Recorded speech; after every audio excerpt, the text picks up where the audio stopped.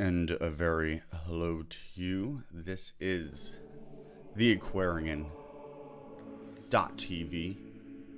I am Liam Jarrett at your humble service. We will discuss some of the current events, happenings of the Aquarian,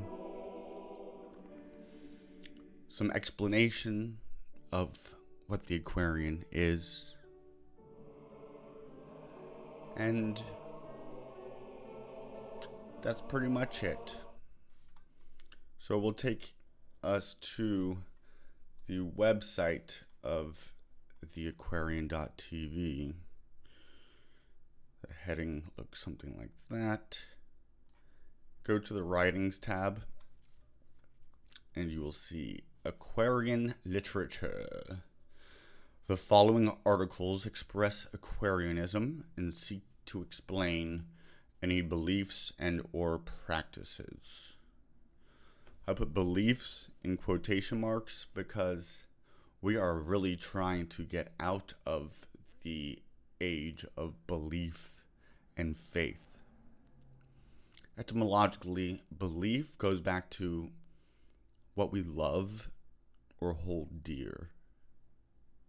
Let us believe in ourselves, in our fellow man, human. Now, practices. The Aquarian incorporates such things that we refer to as ceremony and ritual.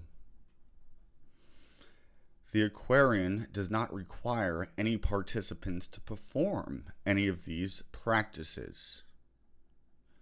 You could take on the Aquarian ideology worldview and not take in a belief in any or a performance of any of these practices, a belief in the efficacy of them. That is not required.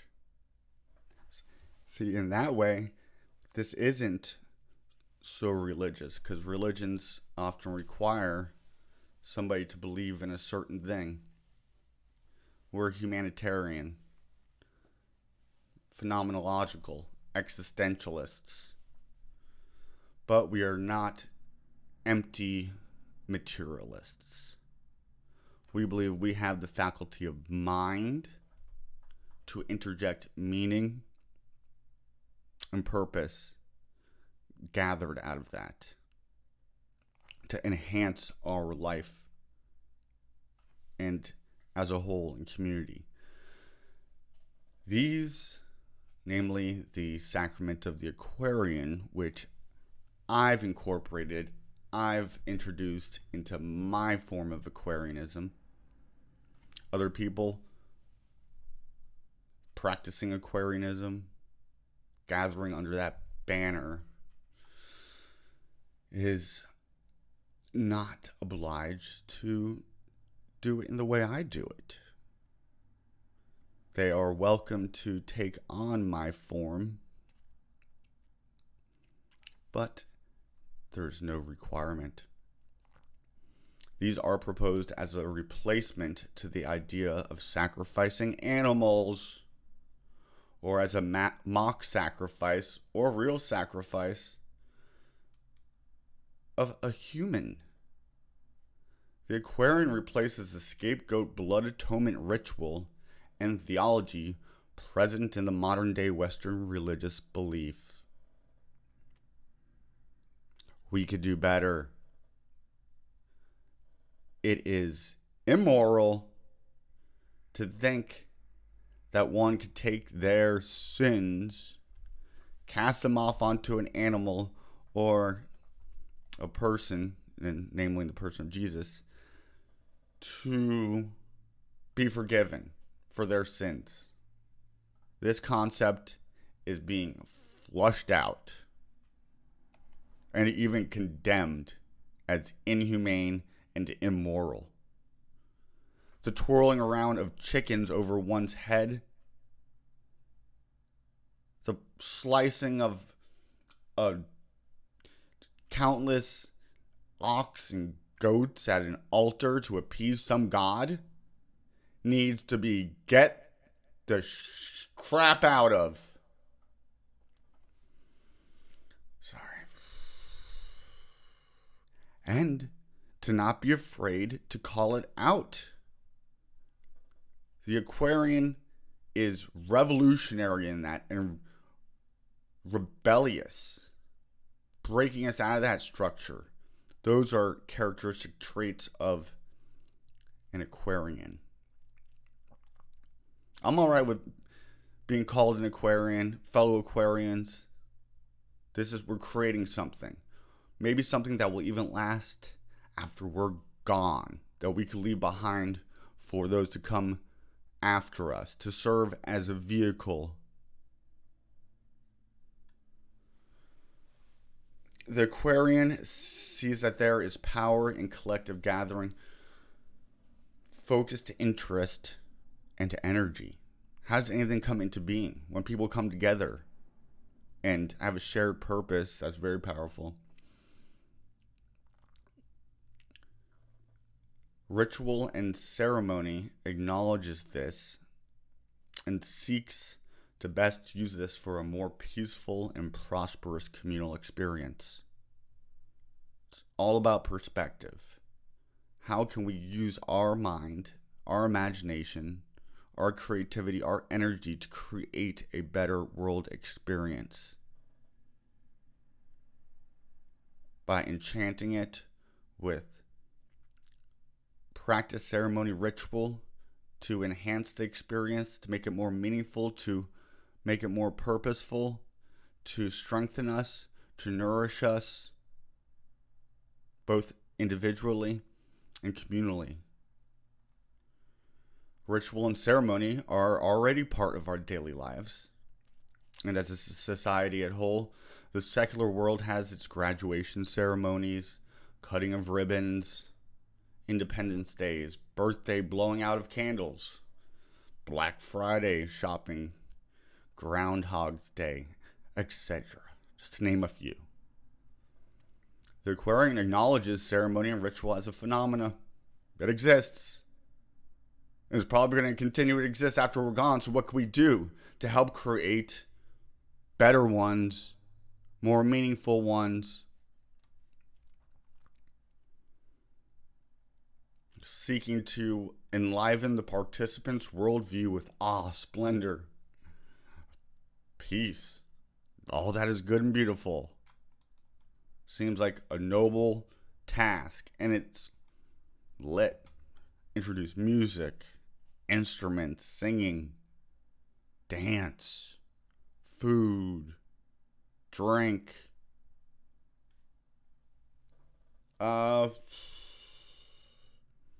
Maybe even psychedelics, mushrooms. That's a common practice throughout religious history. Giving wine to an underage kid is what they do in the church. Washed in the blood. That's psycho. Thinking that some baby comes into this world inherently evil and needs to be washed in the blood of the waters of baptism in order to enter into the gates. We're dropping that messed up worldview, not bringing that forward. The Aquarian speaks of such things as spirit, soul, yea, even God, goddess, the gods. These words, they can be interpreted in many different ways. And one does not have to believe in even a soul or the spirit to become a full-fledged participant in the Aquarian. The word member, I still have a hard time with, but in order for us to function, there needs to be some organization. And I need people committed to doing this. And I prefer the term organizer. I even stay away from the word leader, but and then the word member, because that is kind of exclusive. So we're trying to figure out ways how to organize without it being hierarchical, But still, we need some structure in order and some form in order to come to formation. The Formation song by Beyonce just came to me. Cue Beyonce Formation.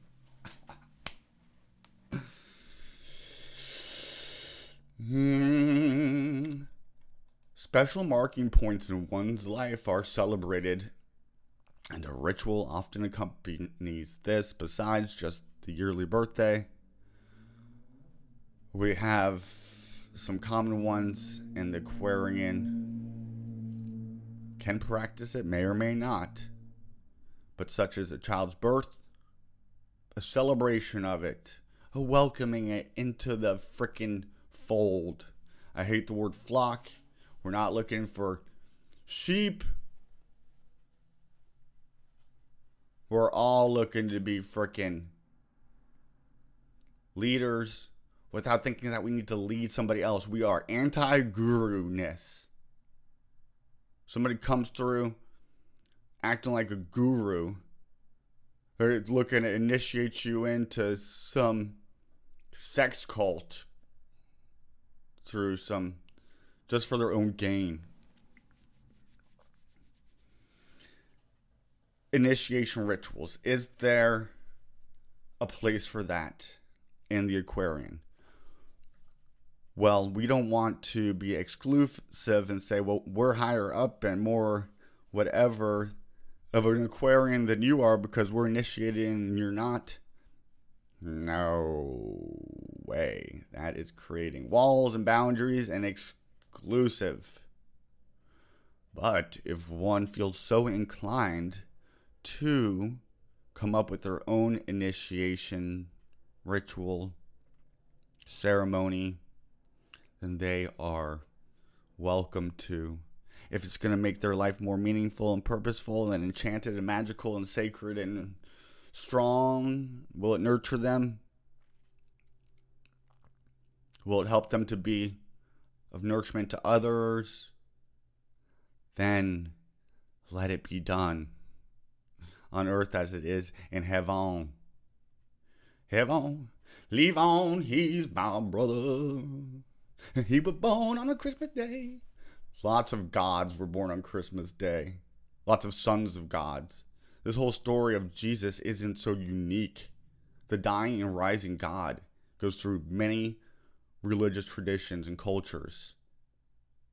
And most of it is matched up to the sun, the moon, the planets, the stars, the elements. And knowing this, the esoteric meanings of these, we can revive our ancestral traditions. We could strip away the BS that goes along with today's modern religions that make them supremic. We are anti-religious supremacy or racial supremacy. We acknowledge them all as being equal as long as they don't advocate for the genocide of another. And we encourage them to adopt a more egalitarian worldview and theology. And we challenge them boldly, whilst recognizing the equality among the different traditions. We also celebrate their uniqueness and the differences, and invite them all to gather in and to share their cultures without their cultures being suppressed and blotted out, such as the God of the Bible calls for all the Gentile, the foreign nations, the Goyim, to be blotted out. Did not the God of the Bible more than once command one of his prophets? We don't have any prophets. We don't have any priests. We are all prophets and priests. Did not this God of the Bible command his mouthpieces to go in and to slaughter not just the men, but the children and mothers? Yea, a babe suckling from the teat even the livestock. And then because in one example, Aaron didn't do it fully, God killed him. I'm sorry, Saul, the first king of Israel, which is a total fictional story to begin with. I digress. Special markings. Yeah, so think of times where we could have introduced ceremony and ritual. Somebody's born, welcoming them in. Somebody's first birthday, the first solar return. Somebody's first Jupiter return after 12, 13, which is why that happens in the Hebrew tradition. You'll find much of the stuff, the celebrations, are all about the seasons and the lunar solar cycle and calendar. So that is a way of being syncretic by bringing them all together, by saying, hey, look, we're all doing pretty much the same thing. Let's strip away the stuff that needs to be stripped, that's keeping us from moving forward in a healthy manner. A funeral.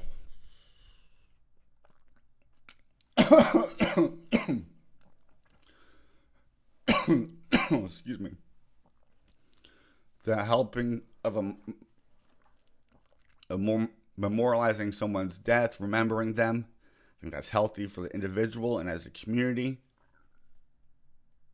So let us come up with ways to do that in a healthy manner. And if you feel like you're not so obliged to, you don't want to, then that's fine. Marriage.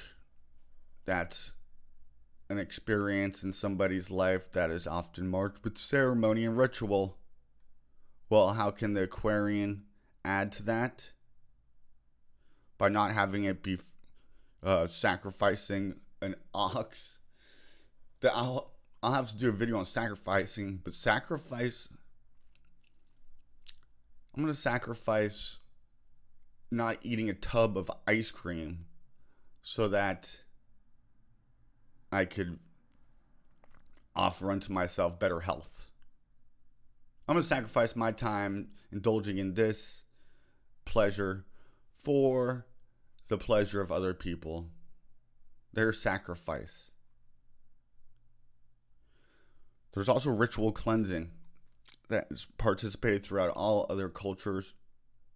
And this is invited, a ceremonial washing of the past for a new sense of renewal and nourishment to move forward into the future. That is lovely.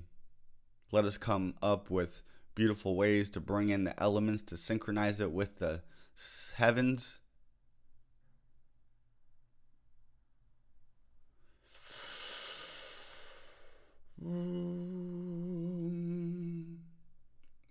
Sacralizing the world and enchanting it with purpose and meaning are some of the main purposes of the sacraments. The word sacrament here is taken from the West, mostly Christianity, but the name for the event as rite, ritual, or ceremony, etc. can all be used interchangeably. I have to deal with this language that I came up with in this culture. I'm using it. So I'm using some of the forms of the Abrahamic, Judeo-Christian, and the Islamists share some of this as well, those elements. But there's also lots of pagan elements through Judaism, through Christianity, through Islam.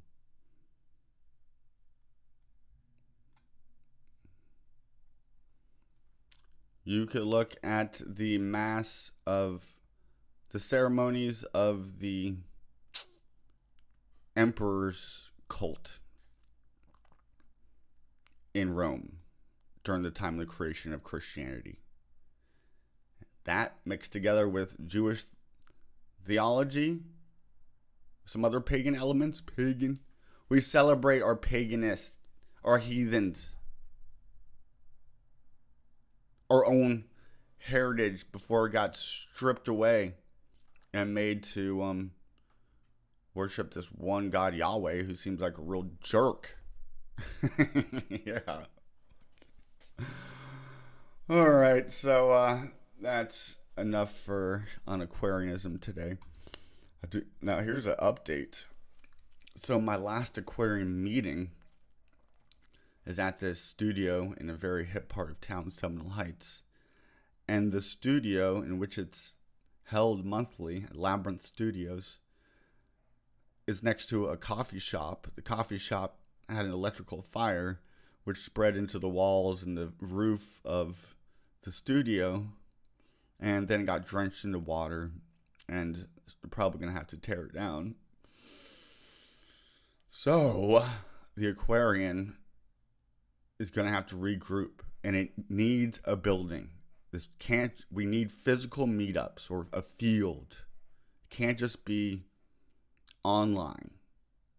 It needs form so that it can function more fully. We will persevere. What doesn't kill us makes us stronger. All right, guys, this is the first day of Virgo season. This is time to go through the details, to get to work, spring cleaning, healthy body, earth, move in the body time. Good time for yoga. Could be a heightened nervous sensory system. Mercury is the ruler of Virgo. It's mutable, moving. It's moving us into a new season, fall. It's the harvest before it meets the scale. So that's why Virgos have a little bit of a frantic thing. So it's good to breathe and slow down. To exist in the eternal now. Where's the thing that I hit this with? We'll have to use a dry erase marker. All right, my lovers, my fellow Aquarians, let us do this. We can do it. We are doing it.